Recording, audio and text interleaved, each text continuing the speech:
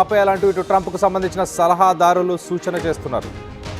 అమెరికాలో ఎన్నికలున్న దృష్ట్యా ఇటు మిడ్ టర్మ్ ఎలక్షన్స్ ఉండడంతో మొత్తానికైతే యుద్ధం ఆపకపోతే ఇటు ప్రజల నుంచి తిరుగుబాటు వస్తుందంటూ ఇటు సలహాదారులు ట్రంప్ అడ్వైజర్షిప్కి వస్తున్నారు. ఇరాన్పై యుద్ధంతో ట్రంప్కు బ్యాడ్ నేమ్ వస్తుంది. ఇటు ఆర్థిక సంక్షోభం అలాగే ముడి చమురు మంటలతో మొత్తానికైతే ఇటు ప్రపంచ దేశాల నుంచి ట్రంప్పై ఒత్తిడి పెరుగుతుంది. ఇటు యుద్ధం అయిపోయిందని మొన్నే హింట్ ఇచ్చే ఒక మాట చెప్పాడు ఇటు ట్రంప్, మళ్ళీ మాట మార్చేశాడు. యుద్ధం ఆపుతారనే వార్తలను ఖండించింది వైట్ హౌస్. ఇటు ట్రంప్ను అంతమొందించే వరకు ఇటు యుద్ధం ఆగదంటుంది ఇరాన్. ఒక పక్కన ట్రంప్ ఏమో యుద్ధం అయిపోయిందంటూ చెప్పుకొచ్చి సోమవారం రోజు మళ్ళీ సాయంత్రానికే మాట మార్చేశాడు. మరో పక్కన వైట్ హౌస్ వీటన్నిటిని కూడా తోసిపుచ్చే ప్రయత్నం చేస్తుంది. కానీ ఒక ఇంటర్నేషనల్ మీడియా కథనం ప్రకారం చాలా క్లియర్గా ఇటు ట్రంప్కు చాలా వ్యతిరేకత వస్తుంది. అమెరికా అసలు ఇరాన్కి యుద్ధంకి ఎందుకు వెళ్ళింది అన్న దానిపై అమెరికాలో ఉన్న ప్రజలకి స్పష్టత లేదంట. అసలు ఈ యుద్ధం మనకు అవసరమా అన్న ఆలోచనలో 64% అమెరికన్లు ఇప్పుడు ప్రస్తుతానికి ఆలోచిస్తున్నారు. ఇటు మిడ్ టర్మ్ ఎలక్షన్స్ వస్తున్న సమయంలో ఇలాంటి ఒక ఒపీనియన్ ట్రంప్పై ఉండడం ఎలక్షన్స్లో తీవ్ర దెబ్బ, ఇటు తీవ్రమైన ఒక షాక్కి గురి చేసే అవకాశం ఉంది. రిజల్ట్స్ అక్కడ వచ్చే రిజల్ట్స్ ఇటు ప్రజలు తీసుకోపోయే డెసిషన్ వీటి ఇంపాక్ట్ ఖచ్చితంగా ఉండబోతుందంటూ ఇటు సలహాదారులు ట్రంప్కు సంబంధించిన అడ్వైజర్స్ అందరూ ట్రంప్కు చెప్పుకొచ్చే ప్రయత్నం చేస్తున్నారు. మరి ముఖ్యంగా 3 పాయింట్లు మనం డిస్కస్ చేసుకోవచ్చు. ఇక్కడ ఎకనామిక్ స్ట్రెయిన్, ఇటు ప్రపంచంలో ఆయిల్ చమురు ధరలు ఆకాశాలను అంటుతున్నాయి. $100 పర్ బ్యారెల్ ప్రస్తుతానికి ఇటు చమురు ధరలు ఉన్నాయి.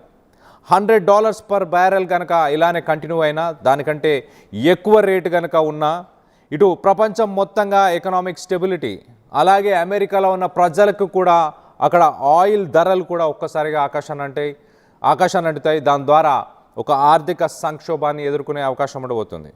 సో మొత్తం మీద దాంతోపాటు ఇటు ట్రంప్ చేస్తున్న ఈ స్ట్రాటజీస్ అలాగే ఈ కాస్ట్లీ వార్, ఇరాన్లో ఏదైతే యుద్ధం చేస్తున్నారో అదొక కాస్ట్లీ వార్, దానికి సంబంధించి మిడ్ టర్మ్ ఎలక్షన్స్లో ఇంపాక్ట్ ఉండబోతుంది. సో రాజకీయంగా కూడా ఇటు ట్రంప్కి ఒక దెబ్బ పడే అవకాశం ఉంది. మరో పక్కన అక్కడ ఉన్న ప్రజలు ఒకసారి మనం చూస్తే కనుక 64% అమెరికన్స్ అసలు ఈ యుద్ధం ఎందుకు చేస్తున్నాము అన్న స్పష్టత లేదంట వాళ్ళకి. సో క్లియర్గా ప్రజలకి అసలు ఇరాన్పై దాడి ఎందుకు చేస్తున్నారు, నిజంగా అణ్వాయుధాల గురించేనా? ఒకవేళ అణ్వాయుధాల గురించే అయితే ట్రంప్ గతంలో కొన్ని స్టేట్మెంట్స్ చేశాడు. అణ్వాయుధాలకు సంబంధించిన న్యూక్లియర్ ప్లాంట్స్ కావచ్చు, యురేనియం ఎక్కడైతే ప్యూరిఫై చేసే ఫెసిలిటీస్ కావచ్చు, వాటన్నిటినీ ఆల్రెడీ ధ్వంసం చేసేసామంటూ ట్రంప్ రీసెంట్గా స్టేట్మెంట్స్ ఇచ్చాడు. మరి ఎగ్జిట్ స్ట్రాటజీ కోసమే ఇలాంటి స్టేట్మెంట్స్ ట్రంప్ చేస్తున్నాడా, యుద్ధం నిలిపేయబోతున్నాడా? మొత్తానికైతే అడ్వైజర్స్ అయితే చాలా క్లియర్గా ఈ 3 ప్రాబ్లమ్స్ని పొలిటికల్గా అంటే మిడ్ టర్మ్ ఎలక్షన్స్ ఒకటి, అలాగే పబ్లిక్లో 64% ఆయన మీద నెగిటివిటీ, మరో పక్కన ఇటు ఫ్యూయల్ ప్రైసెస్ పెరిగితే ప్రజలకి అందుబాటులో ఉండని విషయం, ఇటు అమెరికన్స్ కూడా ఖచ్చితంగా ఫ్యూయల్ ప్రైసెస్ పెరిగితే అమెరికన్స్కి కూడా ఇబ్బందే, అక్కడ కూడా ఫ్యూయల్ ప్రైసెస్ పెరుగుతాయి, అక్కడ కూడా నిత్యావసరాలకు సంబంధించిన ధరలు పెరుగుతాయి. సో ఈ 3 పాయింట్ల పైన ఇటు అడ్వైజర్స్ చెప్పుకొస్తున్నట్టు తెలుస్తుంది. కానీ వైట్ హౌస్ మాత్రం వీటన్నిటిని తోసిపుచ్చే ప్రయత్నం చేస్తుంది. ఈ వార్తలు ఈ కథనాలు రాసిన ఇంటర్నేషనల్ మీడియా వాళ్ళెవరు ట్రంప్తో భేటీలో కూర్చోలేదు కదా, వాళ్ళకి ఎలా తెలుసు ఈ విషయాలని, అది కరెక్ట్ కాదు, ఆ రూమ్లో ఎవరు లీకర్స్ లేరు అంటూ ఇటు వైట్ హౌస్కి సంబంధించిన సెక్రటరీ క్యారోలిన్ లివెట్ ఆమె చెప్పుకొస్తుంది. మరో పక్కన ట్రంప్ తీసుకోపోయే డెసిషనే అల్టిమేట్. ఇరాన్ విషయంలో ట్రంప్ ఏదనుకుంటే అదే మేము పాటిస్తాము అంటూ ఇటు వైట్ హౌస్ నుంచి ఒక స్టేట్మెంట్ కూడా వచ్చే ప్రయత్నం చేసింది. సో మొత్తానికైతే ఆయననే commander in chief. Epic fury operation epic fury ఎప్పుడు ముగించాలి అనేది ఆయన చేతుల్లోనే ఉందంటూ ఇటు వైట్ హౌస్ చెప్పుకొచ్చే ప్రయత్నం చేసింది. మరోపక్కన ఇరాన్ ఒక్కసారి మనం చూస్తే కనుక ఇరాన్ ట్రంప్ని, ఇజ్రాయెల్ని, అమెరికాని వారిద్దరిపైన కూడా ఖచ్చితంగా రివెంజ్ తీసుకునేదాకా ఆగేదే లేదంటూ, అలాగే చర్చల కోసం కూడా మేము సిద్ధంగా లేమంటూ కూడా ఇరాన్కి సంబంధించిన కొత్త సుప్రీం లీడర్ మొస్తఫా ఖమేనీ ఒక స్టేట్మెంట్ ఇచ్చాడు. అంటే ఒకవేళ అమెరికా ఇజ్రాయెల్ చర్చలకు రావాలనుకున్నా కూడా ప్రస్తుతానికి ఇరాన్ సిద్ధంగా లేదు.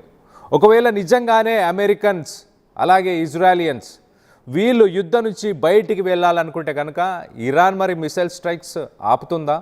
ఆపకపోతే యుద్ధంలో నుంచి ఇటు అమెరికా బయటికి వెళ్ళలేని పరిస్థితి ఒక రకంగా అమెరికా ఎగ్జిట్ కొట్టాలన్న ఎగ్జిట్ స్ట్రాటజీ కూడా వర్కౌట్ అవ్వకపోవచ్చు. అసలు క్లియర్గా ఇరాన్ పైన యుద్ధానికి ఎందుకు వెళ్ళింది అమెరికా అన్న దానిపై అమెరికన్స్కి ఇంకా క్లారిటీ లేదు. మరో పక్కన ఇటు వైస్ ప్రెసిడెంట్, అమెరికాకు సంబంధించిన వైస్ ప్రెసిడెంట్ జేడీ వ్యాన్స్ కొన్ని పాయింట్స్ని ఆయన చెప్పే ప్రయత్నం చేశాడు.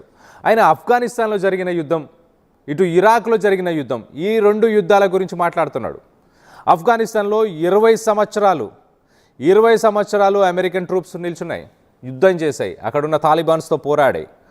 ఒక డెమోక్రటిక్ గవర్నమెంట్ని తీసుకొచ్చే ప్రయత్నం చేశాము అంటూ ఇటు గత ప్రెసిడెంట్లు చెప్పుకొచ్చారు అంటూ జేడీ వ్యాన్స్ అంటున్నాడు.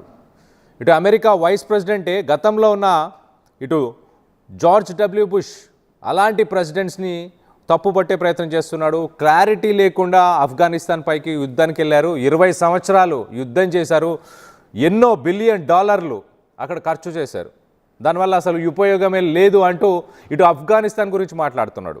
అలాగే మరో పక్కన ఇటు ఇరాక్ గురించి కూడా మాట్లాడుతున్నాడు. ఇరాక్ గురించి కూడా